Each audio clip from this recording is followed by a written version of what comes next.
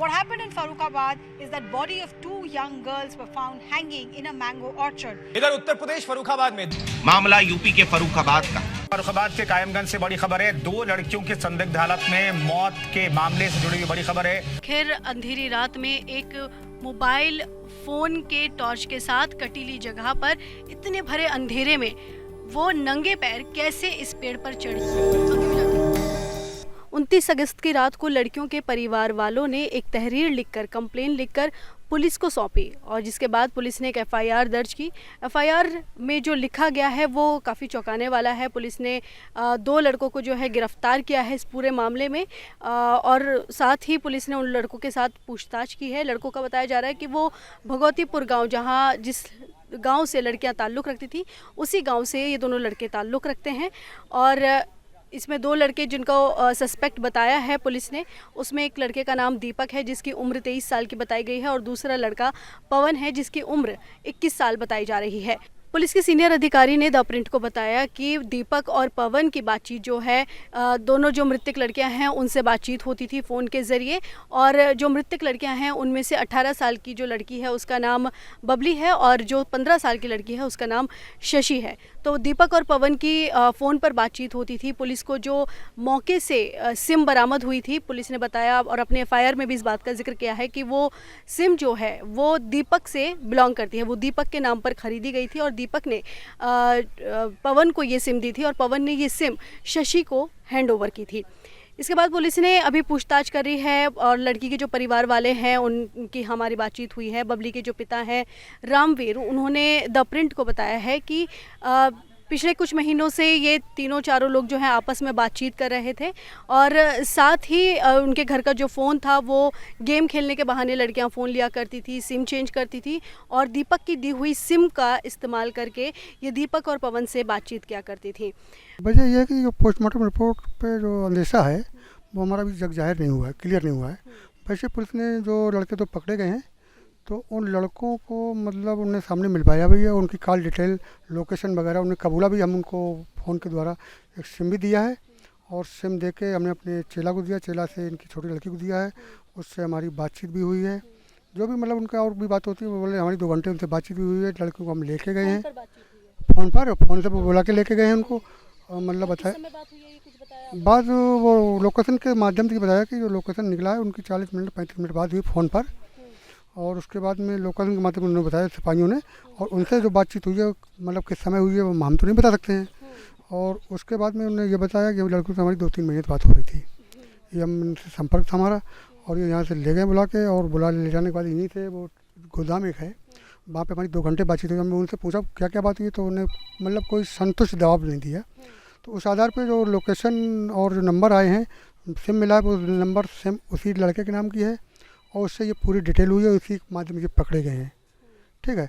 और उन्होंने ये भी बताया कि दोनों लड़कियों से हम बात करते थे, हमारी लड़की से बड़ा वाला, छोटी लड़की से छोटा वाला, दोनों ने ये भी कबूला भी है। और इसलिए शंका ये है कि इन्होंने जो भी घटना की है इन्होंने की है और या मतलब इनसे किसी ने करवाई, ये भी मतलब हमें अंदेशा मतलब हुई तो घटना है।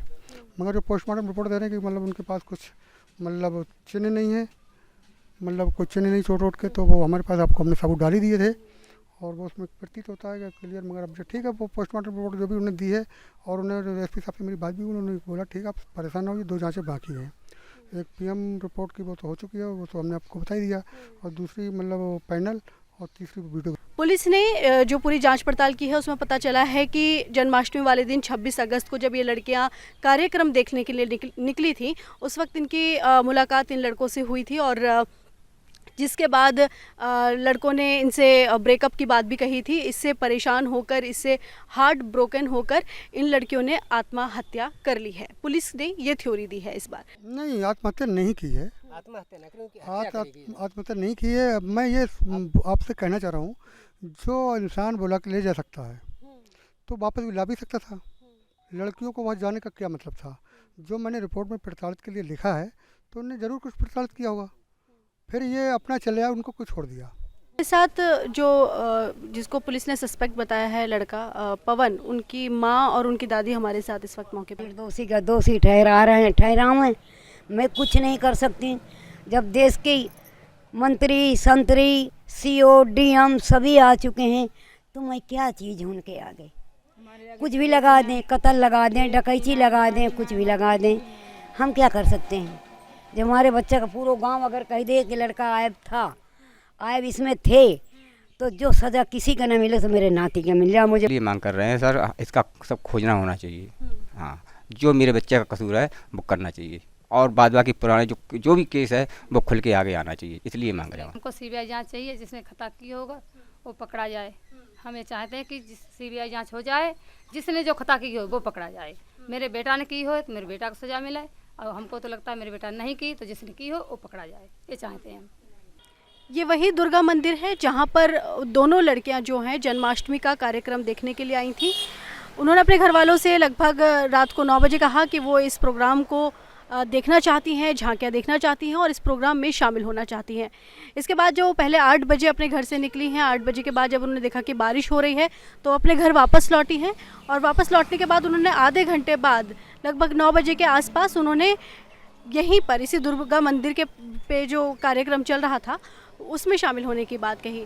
अब परिवार वाले ये कह रहे हैं कि इस कार्यक्रम में शामिल होने के बाद से जब 1-1:30 बजे रात के जब कार्यक्रम ख़त्म हो गया, यहाँ पे DJ चल रहा था, काफ़ी ज़्यादा तेज़ आवाज़ थी, जब वो पूरा कार्यक्रम ख़त्म हो गया और उन्होंने जाकर देखा तो उन्होंने देखा कि उनके घर में उनकी लड़कियाँ, उनकी दोनों बेटियाँ वापस नहीं लौटी हैं और दोनों सहेलियाँ गायब हैं। लेकिन जब परिवार ने छानबीन करना शुरू किया उनको कोई पता नहीं चला। सुबह लगभग 6 बजे के आसपास एक लड़का जो है बाग में गया ओपन डेफेकेशन के लिए, और उसने वहाँ 2 लड़कियों की लाश लटकी हुई पाई। इस घटना के बाद से इस गांव में महिलाओं के भीतर बहुत ज़्यादा डर है, और कुछ महिलाओं ने हमें ये कहा कि वो बहुत जल्द अपनी बेटियों की शादी कर देंगे। अब मैं आपको ये दिखाना चाहूँगी कि ये जो दीवार है इस पर लिखा है कि बाल विवाह कानूनन अपराध है, लेकिन इस गांव के लोगों ने हमें बोला कि किसी एक गांव वाले से हमारी बात हुई है जिसमें उन्होंने हमें बोला कि उनकी बेटी जो है अभी 12 साल की है, और इस घटना के बाद से उनके अंदर इतना डर है कि वो 2 साल बाद उसकी शादी कर देंगी। तो ये जो नारा है ये कहीं ना कहीं जो है ज़मीन पर उतरता हुआ नज़र नहीं आ रहा है। सबसे अचंभे की बात यह है कि ये जो नारा लिखा हुआ है ये उसी गली के दीवार पर लिखा हुआ है जहाँ पर ये दोनों लड़कियां जो थी, दलित लड़कियां जो थी, वो इसी गली की रहने वाली थी। दोनों का आपस में घर जो है वो आस पड़ोस में था, और दोनों बहुत गहरी, बहुत पक्की दोस्त थी। अब हम आपको पूरा मामला समझाते हैं और दिखाते हैं कि आखिर घटना स्थल जो है वो कैसा है और किस तरह का दिखता है। इसी गली में जब हम आगे बढ़े तो ये जो घर है ये पहला घर है। ये उस 16 साल की लड़की का घर है जो पिछले 1 साल पहले इसी घर में अपने जो उसके पिता का घर है उसमें ये लड़की रहने के लिए आई है 1 साल पहले। नहीं तो उससे पहले वो अपने बुआ के घर पे रहती थी जो यहाँ से लगभग 4 से 5 घंटे की दूरी पर है, और वो उसकी बुआ ने लगभग उसे 12-13 साल जो है पाला पोसा है, और 1 साल पहले ही वो अपने पिता के घर में शिफ्ट हुई है। ये वो दूसरा घर है जहाँ पर 18 साल की जो लड़की है वो रहा करती थी, और ये घर दोनों आपस में मिले हुए हैं। कहा जा रहा है कि दोनों की दोस्ती बहुत ज़्यादा गहरी थी, दोनों एक दूसरे को बहुत ज़्यादा मानते थे और समय भी एक दूसरे के साथ बहुत ज़्यादा बिताते थे। तो जो 18 साल की लड़की है, आप देख सकते हैं उनके घर में अभी किस तरह से लोग अभी जमा हैं, आस पड़ोस के लोग जमा हैं, और महिला सुरक्षा को लेकर एक चिंतित भी हैं। और जो 18 साल की लड़की है उसने 7वीं क्लास तक पढ़ाई की है, और उसके बाद जो है जो 15 साल की जो लड़की है उसने सिर्फ 1-2 क्लास तक पढ़ाई की है। एक चीज़ मैं आपको और दिखाना चाहूँगी कि ये जो रास्ता है यहीं किससे पास में उन लड़कियों का शव मिला है। उस जो घटना स्थल है जहाँ पे उनका शव मिला है वहाँ पर भी उस बाग में हम आपको लेकर चलेंगे और दिखाएंगे कि आखिर जो पहेली है, जो इस मर्डर की पहेली है वो किस तरह की है। और ये पूरा जो बाग है ये पूरा एक तरह से आप देखेंगे आम का बाग है, और इस आम के बाग में जाना बहुत ज़्यादा मुश्किल है। ये जो कुछ घर हैं आसपास यहाँ पर भी, और इसके बाद यहाँ आपको कोई घर नहीं मिलेगा, सिर्फ ये घर हैं। और यहीं से लगभग 100 मीटर की दूरी पर वो जो शव मिले हैं वो यहाँ से लगभग 100 मीटर की दूरी पर मिले हैं। आपको मैं दिखाना चाहूँगी यहाँ से ले जाते हुए कि ये जो शव मिले हैं वो कितना मुश्किल है उस रास्ते तक पहुँचना, उस रास्ते तक जाना। तो इसी रास्ते की वजह से बहुत सारे सवाल भी खड़े हो रहे हैं, क्योंकि जब लड़कियों का शव मिला, शव के आसपास कोई चप्पल नहीं मिली है, कोई चप्पल बरामद नहीं हुई है। तो अगर कोई लड़की यहाँ से रात को निकल कर जाती है तो उनके पैरों में कांटे लग सकते हैं, और क्योंकि उस दिन बारिश हुई थी शाम में जब वो निकली हैं, तो उनके पैरों पर कोई कीचड़ के निशान भी नहीं मिले हैं।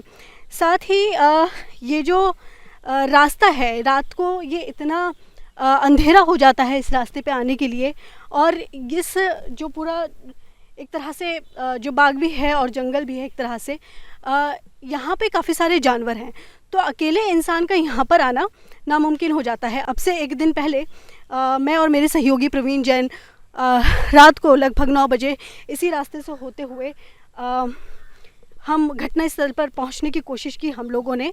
तो हमारे पास लगभग 8-9 मोबाइल थे और क्या कहते हैं टॉर्च भी थे। वो टॉर्च की लाइट जो है वो इस अंधेरे में कम पड़ रही थी।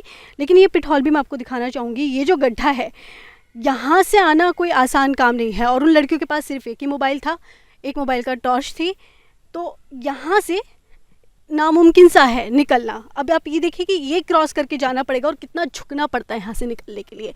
तो 2 लड़कियाँ रात को अकेले लगभग 9 बजे जब वो जन्माष्टमी का कहकर निकली है, और यहाँ ये क्रॉस करने के बाद अब हम यहाँ पहुँचे हैं। यही वो पेड़ है जहाँ से उन दोनों लड़कियों का शव जो है मिला था। इसी टहनी से दोनों लड़कियां लटकी पाई गई थी, और यहाँ देख सकते हैं कि पुलिस वालों ने इस तरह से बैरिकेटिंग करने के लिए, अपनी जांच पड़ताल करने के लिए, इस तरह का क्राइम सीन क्रिएट करने के लिए ये अपना एक तरह से बैरिकेटिंग की थी। इसमें कई सारे सवाल जो हमने जांच पड़ताल किया उसमें पता चला है कि ये घर के इतने पास है लड़कियों के कि अगर कोई 5-6 लोग अगर उनका मर्डर भी करते हैं तो घर वालों को या गाँव वालों को उसकी आवाज़ जानी चाहिए थी, क्योंकि लड़कियों की हेल्थ काफ़ी ठीक थी। तो उनको मैनेज करने के लिए अगर 2-3 लोग भी थे और उन्होंने ख़ुद को बचाने के लिए अगर कोई शोर किया था तो घर से इतना तो करीब है कि आवाज़ यहाँ से जाएगी। लेकिन जो हमने जांच पड़ताल में पाया उसमें पता चला कि गांव वालों का कहना है कि उस रात को लगभग 1-1.5 बजे तक जन्माष्टमी की वजह से डीजे चल रहा था, जिसकी वजह से हो सकता है कि उन्हें इस बात की आवाज़ ना आई हो। दूसरा ये है कि ये जो बगीचा है, ये जो पूरा बाग है, इसके आने के लिए 4-5 रास्ते हैं जो हमने अपनी जांच पड़ताल में पाया है, जो गांव वालों ने हमें बताया कि इसे कई जगह से आया जा सकता है। तो आप यहाँ से भी आ सकते हैं, इधर से भी आ सकते हैं और पीछे के रास्ते से भी आ सकते हैं। तो कई सारे रास्ते हैं इस बाग तक आने के लिए। तो मान लीजिए कि अगर कोई बाहर का आदमी है जिसने यहाँ पर आकर मर्डर किया है, तो लड़कियों के घर के पास ऐसे कैसे आके लटका सकता है? यानी कि कोई जानकार है, आसपास का है, जिसको इस जगह के बारे में पता है, और या फिर किसी बाहर वाले को ऐसे बाग के बारे में आना और जगह ढूंढ लेना, वो भी लड़कियों के घर के पास के करीब, ये बहुत बड़ा सवाल क्रिएट करता है। एक बहुत बड़ा सवाल पुलिस के सामने ये भी है कि आखिर अंधेरी रात में एक मोबाइल फ़ोन के टॉर्च के साथ कटीली जगह पर इतने भरे अंधेरे में वो नंगे पैर कैसे इस पेड़ पर चढ़ी, और चढ़कर उन्होंने आपस में नोट बांधी है, खुद के गले में नोट बांधी है, और फिर वो यहाँ से लटकी हैं। उन्होंने किस तरह से इस चीज़ को मैनेज किया है, ये पूरी गुत्थी जो है ये भी पुलिस के सामने है, जिसे उसे सुलझानी है। फर्रुखाबाद के भगवतीपुर गांव से फोटो एडिटर प्रवीण जैन के साथ मैं हिना फातिमा, द प्रिंट के लिए।